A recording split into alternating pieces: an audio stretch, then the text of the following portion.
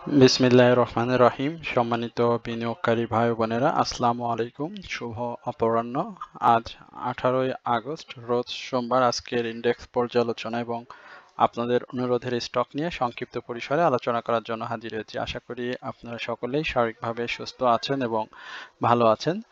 প্রথমবারের মতো যারা আমার চ্যানেলে নতুন আমাকে শুনছেন, তাদের সবার প্রতি বিনীত অনুরোধ থাকবে অবশ্যই আমার চ্যানেলটি সাবস্ক্রাইব করবেন এবং আপনাদের যদি কোনো অনুরোধের স্টক থাকে সেটি অবশ্যই কমেন্ট সেকশনে লিখে আমাকে জানাবেন। আমি অবশ্যই আপনাদের অনুরোধের স্টক নিয়ে কথা বলবো। এছাড়াও যারা প্রতিনিয়ত আমাকে শোনেন তাদের সবাইকে আন্তরিক ধন্যবাদ এবং কৃতজ্ঞতা প্রকাশ করছি। একই সঙ্গে আপনাদের যদি কোনো অনুরোধের স্টক থাকে সেটি অবশ্যই আপনারা কমেন্ট সেকশনে লিখে আমাকে জানাবেন। আমার হোয়াটসঅ্যাপ গ্রুপের মেম্বার যারা রয়েছেন হোয়াটসঅ্যাপে জানাবেন।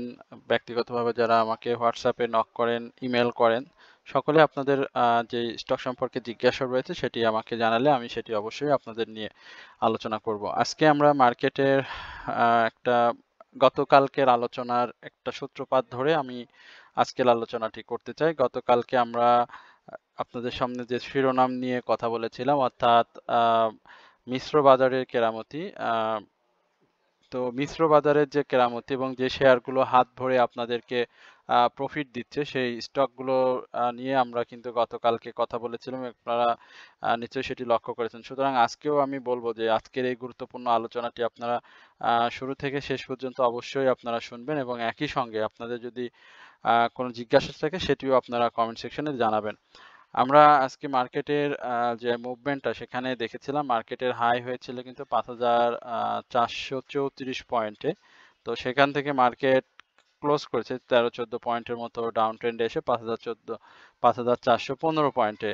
চমৎকার দিক যেটি সেটি হচ্ছে মার্কেটের টার্নওভার অর্থাৎ ভ্যালু সেটি বৃদ্ধি পাচ্ছে। আমি বলেছিলাম যে এই টার্নওভারটা আবার আস্তে আস্তে বাউন্স ব্যাক করবে এবং সেটি আস্তে আস্তে বৃদ্ধি পাবে। গতদিনের 801 টাকা দেখেছি, আজকে 975 কোটি টাকা, অর্থাৎ 174 কোটি টাকা লেনদেন কিন্তু গত দিনের তুলনায় বেশি হয়েছে। একই সঙ্গে আজকে দেখেন মার্কেটের আপট্রেন্ড যেখানে 18-19 পয়েন্ট, সেখানে কিন্তু 242টা স্টক কিন্তু আপট্রেন্ডে ছিল। গতকালকে কিন্তু হিউজ পরিমাণে আপট্রেন্ড থাকলেও 123টির স্টক কিন্তু ডাউন ট্রেন্ডে ছিল। আজকে যে বিষয়টি হচ্ছে সেটি হচ্ছে গতকালকের যে আপট্রেন্ড ছিল এবং আজকের আপট্রেন্ডের যে একটা সমন্বয়, সেই সমন্বয়ের প্রতিফলন কিন্তু আমরা আজকে মার্কেটে দেখতে পেয়েছি। এছাড়াও আজকে আনচেঞ্জ স্টকের সংখ্যা কমেছে। পাশাপাশি আমরা টপ গেইনার লিস্ট যদি আপনাদেরকে দেখাই, সেখানে যে স্টকগুলো রয়েছে, আপনারা যদি আমার চ্যানেলের ডিসক্রিপশন বক্স দেখেন, 3-4 দিনের আলোচনা দেখেন, 1 সপ্তাহের আলোচনা দেখেন, বা আপনি যদি আলোচনাগুলো দেখেন তাহলে আপনি দেখতে পাবেন যে এখানে আমাদের কতগুলো স্টক রয়েছে যেগুলো টপ 10-এ আজকে হল্টেড করেছে।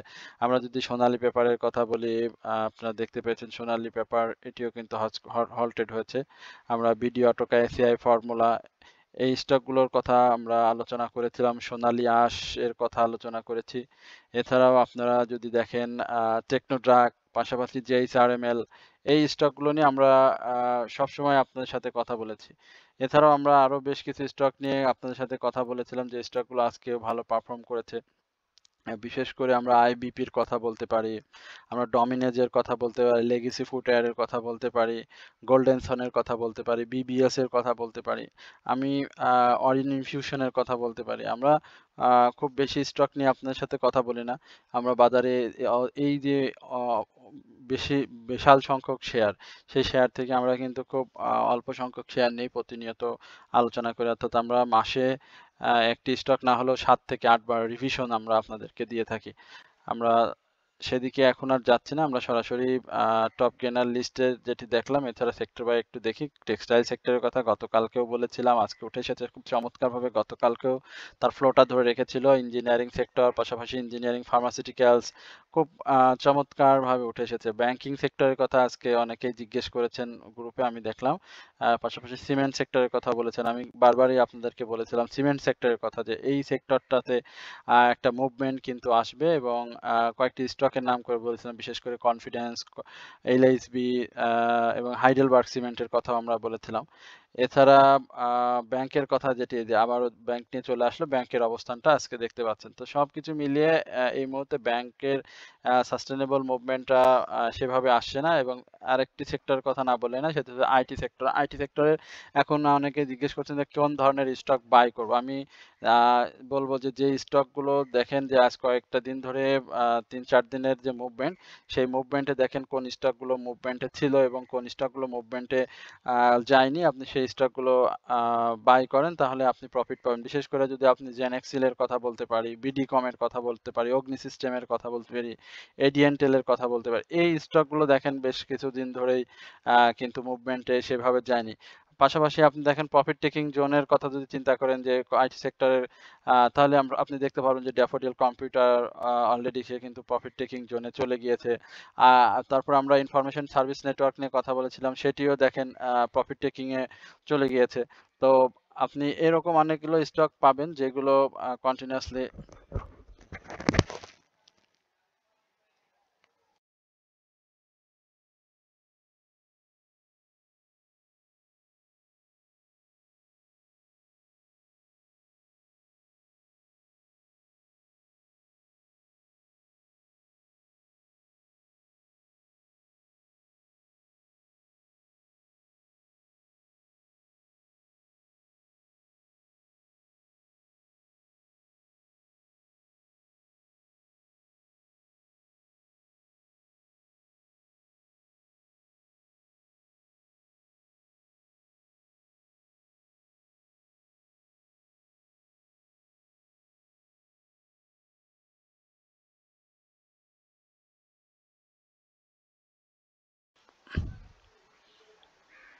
আমরা একটু সরাসরি চার্টটা দেখে আসি। চার্ট দেখে আমরা সরাসরি আলোচনায় ফিরে যাব।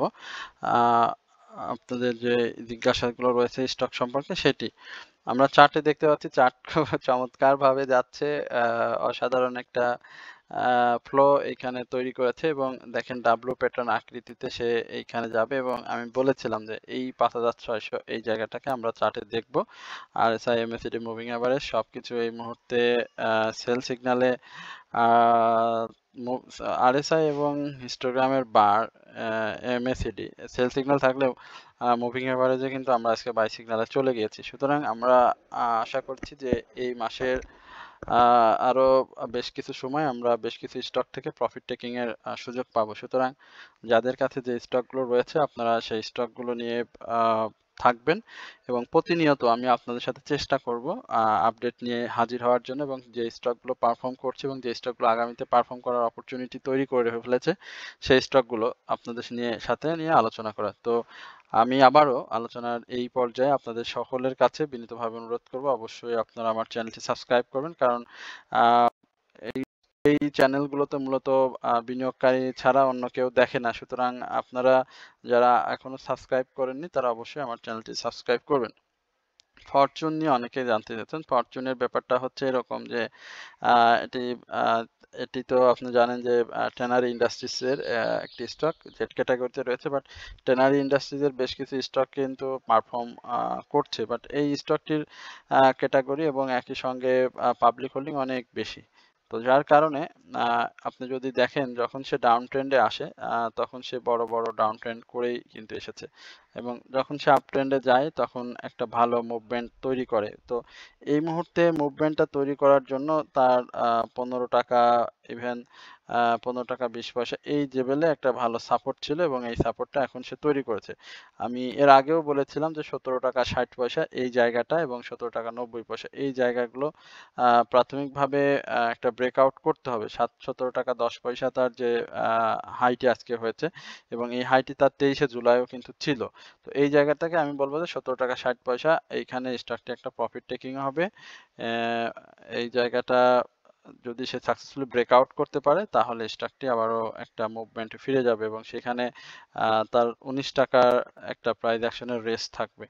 এরপরে আমরা গোল্ডেন সান এই স্টকটি নিয়ে আপনার সাথে কথা বলি। স্টকটি অনেক ডাউন ট্রেন্ডে এসেছে, অনেক ডাউন ট্রেন্ডে দেখেন হিউজ পরিমাণে ডাউন ট্রেন্ড এসেছে এবং সেটি 12 টাকা 80 পয়সা থেকে আজকের যে পর্যন্ত তার 11 টাকার যে লো সেখানে আমরা স্টকটিকে দেখেছি। এই জায়গাটাতে স্টকটির প্রাইস অ্যাকশনে দেখেন অনেক কিছু এখন অনেক বাধা টাধা আসবে বা একটু মুভমেন্টে যেতে হলে তাকে ভলিউমটা গেইন করতে হবে। তো প্রাথমিকভাবে কালকে আমরা এটাকে 12 টাকার উপরে একটা ক্লোজ দেখতে চাই এবং সেটা যদি দিতে পারে তাহলে গোল্ডেন সানকে আমরা 13 টাকার আশেপাশে পেয়ে যাবো ইনশাল্লাহ। এবং এই স্টকটিতে এই মুহূর্তে আমরা মুভিং এভারেজে বাই সিগন্যাল দেখতে পাচ্ছি। আশা করি এটি আগামীকালকে হিস্টোগ্রামের যে রয়েছে এমএসিডি রয়েছে এবং মুভিং এভারেজ হিস্টোগ্রামের বার রয়েছে, সেখানেও স্টকটি সেল সিগন্যাল থেকে বের হয়ে বাই সিগন্যাল চলে যাবে। এরপরে আমরা আরডি ফুড নিয়ে একটু কথা বলি। আরডি ফুড এই স্টকটি খুব ছোট প্রাইজের একটি স্টক এবং স্টকটি বিনিয়োগকারীদের কাছে বেশ জনপ্রিয়। আমরা দেখেছি এর আগেও আরডি ফুডের অনেক ভলিউম, আজকে কিন্তু সেই ভলিউমটা সে ক্যারি করেছে, অর্থাৎ যে ভলিউম করে সে প্রাইস অ্যাকশনটা তৈরি করে। এই জায়গাটাতে স্টকটির আগে একটা ব্রেকআউট দিতে হবে 24 টাকা 20 পয়সার উপরে। তো সেই সরি 24 টাকা 80 পয়সার উপরে। তো সেই ব্রেকটা আগ পর্যন্ত আমাদেরকে অপেক্ষা করতে হবে। যদিও মুভিং এভারেজে বাই সিগন্যাল আসলেও অরেঞ্জ এমএসিডি অরেঞ্জ এবং ব্লু রেখা এখন পর্যন্ত সেল সিগন্যাল দিয়ে এসেছে, আরএসআইটা ঊর্ধ্বমুখী রয়েছে। ভলিউমটা গেইন করতে পারলে আমরা প্রত্যাশা করি যে স্টকটি আরো সামনের দিনগুলো ভালো করবে এবং 24 টাকা 80 পয়সার এই জায়গাটাকে ব্রেকআউট করলে স্টকটি 26 টাকার এই জায়গাটাতে খুব নিমিষে এবং 26 টাকা 50 পয়সা এখানে যাওয়ার পসিবিলিটি রয়েছে। এরপরে আমরা ফার্মা সেক্টরের নাভানা নিয়ে একটু কথা বলি। নাভানা আমাদের রেগুলার একটি স্টক। আমরা এর আগেও নাভানা নিয়ে আপনাদের সাথে অসংখ্যবার কথা বলেছি। নাভানা অনেকটা আমাদের যে প্যাটার্নটি রয়েছে চার্টের সেম একই ধরনের একটা প্যাটার্ন নিয়ে মুভমেন্ট করার চেষ্টা করছে, বাট এখানটাতে আমি বলেছিলাম যে 59 টাকা বা 60 টাকার উপরে একটা ক্লোজ দিতে হবে এবং সেটা দিলে আমরা স্টকটি আবারও তার রিসেন্ট যে হাই রয়েছে 61 টাকা 40 পয়সা এই জায়গাটাতে স্টকটি পারফর্ম করবে। তো যাদের কাছে রয়েছে নাভানা ফার্মা অবজার্ভ করেন, নাভানা ফার্মা থাকতে পারেন। নাভানা ফার্মা আশা করি আপনাদেরকে ভালো কিছুই দিবে এবং আগামী দিনে নাভানা ফার্মা যেভাবে ভলিউমটাকে ধরে রাখছে এবং ধরে রাখার চেষ্টা করছে, বলা যায় না এটি হয়তো একটা র্যালি খুব সন্নিকটে আমরা দেখতে পাবো। আচ্ছা, এরপর আমরা টেকনোড্রাগ এর ব্যাপারটা, আজকে টেকনোড্রাগ এর হল্টেড হয়েছে। যদি আমরা দেখেছিলাম দিনের শুরুতে আমাদের গ্রুপ মেম্বারদের মধ্যে টেকনোড্রাগ নিয়ে বেশ আলোচনায় সবর ছিলেন তারা, আমি জানতাম না। ওনারা অনেকেই টেকনোড্রাগ নিয়ে দেখলাম কথা বলছিলেন। তো অ্যাডমিন প্যানেল থেকে সেভাবে টেকনোড্রাগের ব্যাপারে কিছু বলা হয়নি, সুতরাং এখানে ক্রেডিট নেওয়ার মতো তেমন কিছুই নেই। আমি যেটি বলি আপনারা জানেন যে সরাসরি এবং স্পষ্ট ভাষায় বলার চেষ্টা করি। তো এই জায়গাটাকে ওনারা দেখছি ওনারা হয়তো কোনোভাবে জানতে পারছেন বা বুঝতে পেরেছেন। আমি অবশ্য সেভাবে টেকনোড্রাগটাতে দেখিনি, কারণ টেকনোড্রাগ সবসময় আমি দেখেছিলাম যে 32-33 টাকা এই জায়গাটাতে সে বারবার বাধা প্রাপ্ত হচ্ছিল। আপনারা যদি এই জায়গাটাগুলোতে দেখেন অসংখ্যবার এই লাইফ সার্কেলে সে এই জায়গাগুলোতে সে বাধা পাচ্ছিল। যার কারণে আমি টেকনোড্রাগ নিয়ে খুব একটা করছিলাম না। টেকনোড্রাগ বেশ কিছুদিন ধরে ভালো ভলিউমও পায়নি এবং ভলিউমটা সে গেইন করার চেষ্টা করেনি। তো রিসেন্ট সে গেইন করছিল, বাট সেই 1-1.5 টাকার মুভমেন্টে যার কারণে এভাবে চোখটা পড়েনি, বাট ফার্মা সেক্টরের প্রতি নজর ছিল। তো এই জায়গাটাতে ভালো করেছে। আজকে যেটি করার কথা সেটি সে করেছে এবং এই জায়গাটাতে আমরা আগামী দিনে স্টকটি 37 টাকার এই জায়গাতে একটা প্রফিট টেকিং হবে এবং এই প্রফিট টেকিং এ বিনিয়োগকারীরা স্টক থেকে প্রফিট টেক করবেন এবং পরবর্তীতে কারেকশন জোন আসার আগে আমি মনে করি স্টকটিতে আপনারা আবারও এন্ট্রি নেবেন। এরপর আমরা এই সে টেলিকম সরি আইটি সেক্টর নিয়ে কথা বলতে বলতে আবার সে আইটি সেক্টর নিয়ে আলোচনা চলে আসলাম। সেখানে আমরা বিডিকম নিয়ে যেটি আপনাদের সাথে বলবো সেটি হচ্ছে বিডিকম টেলিকম। সেটি আপনারা দেখতে পাচ্ছেন যে বেশ কিছুদিন ধরে স্টকটি ভলিউম খরায় ভুগছে এবং তার ভলিউম যে ধরনের ভলিউম করে সে, আচ্ছা বিডিকমের ব্যাপারে যদি আরেকটু বলি, আমার বিডিকম ছিল একসময় 48 টাকায় বাই করা এবং আমি আমার কিছু কিছু ক্ষেত্রে আপনারা হয়তো জানেন কিনা জানি না যে অ্যানালিস্ট বা অ্যানালাইসিস করার পরেও অনেক সময় কিন্তু এন্ট্রি ভুল হয়ে যায়। আপনি যে বাই প্রাইসে বাই করবেন শেয়ার বাই করবেন, এটা অনেক সময় ভুল হয়ে যায়। আমাদেরও হয় এবং অনেক ক্ষেত্রে হয়েছে আমি দেখেছি। তো তখন আমি পরবর্তীতে আ অনেক বাই করে ফেলছিলাম প্রায় ৩,৫০০ এর মতো শেয়ার। পরবর্তীতে আমি সেটাকে কিন্তু আ আবার অ্যাডজাস্টমেন্ট করে আমি কিন্তু সেই শেয়ার থেকে প্রফিট নিয়েই কিন্তু বের হয়েছি এবং সেটা কিন্তু খুব বেশি সময় আমার লাগেনি। তো অনেকের ক্ষেত্রে কিন্তু এটা দীর্ঘ সময় লেগে যায়। অনেকে বুঝতে পারে না। তো যার কারণে কথাটা বলা। এখন এই জায়গাটা এই যে ৳২৪ থেকে ৳২৪-৳২৩.৯০ থেকে ৳২৪.৫০, হ্যাঁ? এই জায়গাটা আ স্টকটি আ একাধিকবার এসেছে। আপনারা যদি লাইফ সার্কেলটা দেখেন, আ সে একাধিকবার এসেছে। এইখানটাতে আমরা আ স্টকটির ৳২৫ র উপরে বিশেষ করে ৳২৬ র আশেপাশে আ আ না মুভ করা আগ পর্যন্ত আমরা এটাকে পজিটিভ ভাবে নিতে পারছি না। বাট স্টকটি গত দিনও কিন্তু আ ১০ পয়সা মুভমেন্ট দিয়েছিল। গত দিনেও সে ৳২৩ দিয়ে ৮০ পয়সা বা ৳২৩.৭০ সরি, তার উপরে ক্লোজ দিতে পারেনি।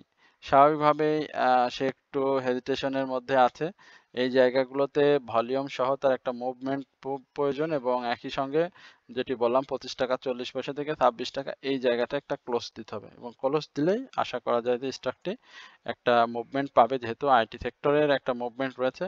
আ আই এম সিউর যে আইটি সেক্টরে যে স্টকগুলো আছে প্রত্যেকটা স্টকে আপনারা ৳৫-৭ র একটা গ্যাপ আগামী দিনগুলোতে পাবেন। সুতরাং যেটিই আপনি কেনেন না কেন, একটা গ্যাপের একটা সুযোগ আপনার এই মুহূর্তে রয়েছে।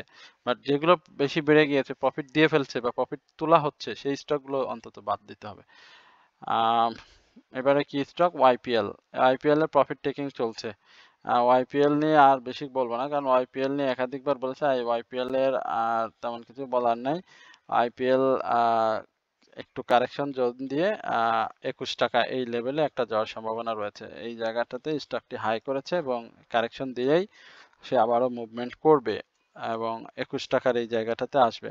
যেই চারামেল আজকে আ গত দিনেও ৳৪৫ র আগে আমরা এর আগেও দিয়েছিলাম ৳৪৫ থেকে ৳৫১ এবং বারবারই বলা হয়েছিল যে, যেই চারামেলের দিকে আপনারা নজর রাখেন, ভলিউমটা দেখেন। তো অনেকেই বলছিলেন যে জেইচারমেল বারবারই তো আসলে হয়, আ ব্যর্থ হয় অর্থাৎ ফিরে আসে। আ সেই জেইচারমেলটা বাই করা ঠিক হবে কিনা অনেকেই বলছেন। এখানে ডাব্লু প্যাটার্ন আকৃতিতে চমৎকারভাবে যাচ্ছে, যেটি তার ধারা এবং সেই ধারায় সে রয়েছে। এইবারে টার্গেট ৳৭০ র আশেপাশে চলে যাবে। তবে সেটি সময় নেবে, একবারে যাবে না। এবং বলেছিলাম যেটি ৳৫৫ ক্রস করলে স্টকটি আরো ভালো করবে এবং সেটি ক্রস করেছে। ৬২, ৬১ এই লেভেলে আমরা স্টকটিকে দেখব এবং এই জায়গাটাতে সে বেশ আ আ সেপ সেল প্রেশার ক্রিয়েট করবে এবং যেহেতু ৳৫১-৫২ থেকে মুভ করেছে, সেহেতু ৳৬১ এই জায়গাটাতে যারা প্রফিট পাবেন একেবারে বুক করে বসে থাকবেন। এই মুহূর্তে প্রফিটের কোনো বিকল্প নাই। স্টকটির নতুন করে বাই সিগন্যাল এসেছে, সেটিও মাথায় রাখবেন। এরপর ই-কেবলস, ই কেবল ই-কেবল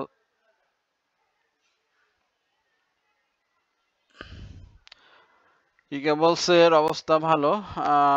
বাই সিগন্যালে রয়েছে। ই-কেবলস কাদের আছে একটু জানতে চাই। WhatsApp এ একটু কমেন্টস করে আমাকে একটু জানায়েন। অথবা ব্যক্তিগতভাবে আমাকে একটু মেসেজ করলে খুশি হব যে ই-কেবলস কাদের রয়েছে। ই-কেবলস নিয়ে আম বলতে চাই এই কারণে, কারণ স্টকটি বেশ আ বছরের এবারেই দেখলাম যে 3rd কোয়ার্টারটা সে পজিটিভ দিয়েছে। আ পাবলিক হোল্ডিং শেয়ার তো খুবই কম। আপনারা নিজেরাও জানেন। মাত্র ৭৬ লক্ষ শেয়ার রয়েছে।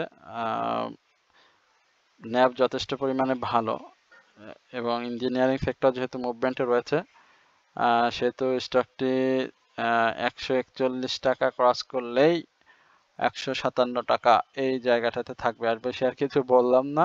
যেহেতু RSI বাড়ার জায়গা রয়েছে, সেহেতু স্টকটি আরো মুভমেন্ট করবে এবং একই সঙ্গে আজকে যেটি সে করেছে গত দিনের হাইয়ের উপরে ক্লোজ করেছে এবং সেটি দিয়ে সে স্বাভাবিকভাবে এখন পর্যন্ত ভালো করেছে। বাট এই জায়গাটাতে একটা মুভমেন্টের প্রত্যাশা করি। আজকে হাই যেটি করেছিল যদি সেখানে ক্লোজ দিতে পারত বা তার আশেপাশে, সেটি খুবই ভালো হতো। যাই হোক সে দিতে পারেনি। এখানে শ্যাডোটা একটু বড় হয়েছে। বাট আ ভলিউম যেটি যা হয়েছে আলহামদুলিল্লাহ খারাপ হয়নি এবং সেটি বাই ভলিউমে ছিল অনেকটা। আশা করা যায় স্টকটি আরো মুভমেন্টে প্রাইস অ্যাকশন করবে। বিপিএমএল সর্বশেষ যে স্টকটি নিয়ে কথা বলবো, বসুন্ধরা পেপার মিল। হাক্কানি পালের নাকি একটু রেস্ট দিতে হবে, হ্যাঁ, হাক্কানি পালকে একটু রেস্ট দিতে হবে। এই জন্য সরি, আমরা একটু বিপিএমএল কে বেছে নিয়েছি, এবং হাক্কানি পাল যে খুব বেশি রেস্ট নিবে এমনটা না, আবারও সে ঘুরে দাঁড়াবে। তো বিপিএমএল এর যে বিষয়টি সেটি হচ্ছে 35 টাকা এই 40 পয়সা, এই জায়গাটাতে তার ক্লোজ করতে হবে, এবং সেটি করে ফেলবে এবার, সমস্যার কোনো কারণ নাই। একই সঙ্গে যদি করতে পারে তাহলে 38 টাকা এবং পরবর্তীতে 42 টাকা 40 পয়সা, এই জায়গাতে আমরা বিপিএমএল কে দেখব। তো এই হচ্ছে আজকে আপনাদের স্টক এবং মার্কেট নিয়ে সংক্ষিপ্ত পরিসরে আলোচনা। আশা করি আপনারা সকলে ধৈর্য সহকারে আজকের আলোচনাটি শুনেছেন। সকলে আমার চ্যানেলের পাশে থাকবেন, সাবস্ক্রাইব করবেন, এই প্রত্যাশায় আজকের আলোচনা এখানে শেষ করছি। আসসালামু আলাইকুম ওয়া রাহমাতুল্লাহি ওয়া বারাকাতুহু।